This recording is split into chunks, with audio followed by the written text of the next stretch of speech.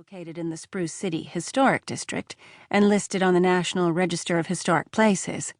Visiting it was noted throughout the state as one of the highlights of the Christmas season, owing to the extensive holiday decorations both inside and out. And then there was the annual Christmas Parade of Homes competition, which she'd won for the last 15 years. Heart and Soul was also very well known for its Christmas cakes, cookies, pies, and other baked delights, which were provided to visitors attending the many festivities during the month of December she'd become so passionate about. She liked to think that Heart and Soul was a mini version of the Biltmore Estate in Asheville, though physically it was certainly nothing like the grand and lavish architectural marvel that George Washington Vanderbilt II had built and furnished late in the 19th century. Anna heard Izzy singing at the top of her lungs in the prep kitchen. "Iz, quiet down back there. You're going to wake the dead." She heard Izzy laugh.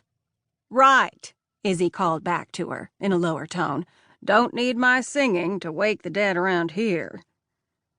Anna rolled her eyes. It wasn't a topic she wanted to delve into at this hour of the morning. "Just lower it a bit, okay? You know I enjoy your singing." She did. Izzy had a beautiful and powerful voice. She just sometimes forgot the time. Anna thought that Izzy, who was in her early 50s, was an exceptionally beautiful woman, with light brown skin and amazing butterscotch-colored eyes that sparkled like deep golden rays of sunshine.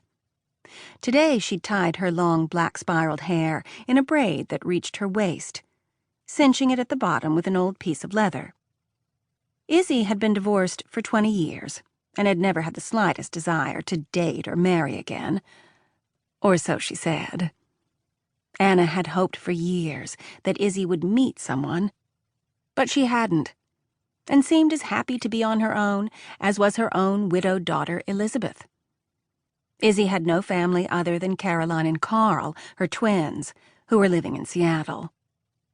Anna always thought of Izzy and her children as the second family she'd wanted so badly all those years after Sam died. She was sure Izzy felt the same. Currently, Heart and Soul had 6 guest rooms and 2 cottages for those who needed a larger space.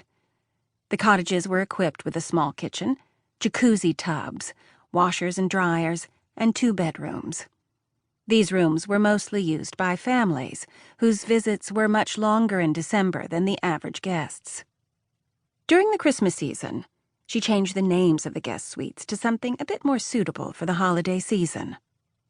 Each year, she did this, and each year, she delighted in doing so a bit more elaborately than she had the year before. While she hired professional decorators to do much of the work, she always assisted them with the minor details, making sure each suite was unique. They started in late July, as the planning and designing were quite an undertaking.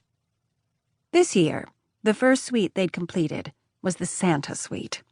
It was perfect for couples with 1 or 2 children, as there were twin beds in one bedroom and a king-size bed in the master bedroom.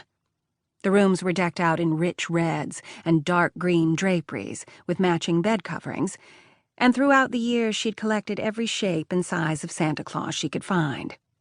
This was one of her favorite rooms, as it personified what she thought of as the perfect Christmas guest suite. Her very own perfect Santaland. Given that Christmas was synonymous with Santa Claus, St. Nicholas, Kris Kringle, and Father Christmas, to name just a few of the old man's many names around the world, it was only fitting that she have a suite decorated accordingly.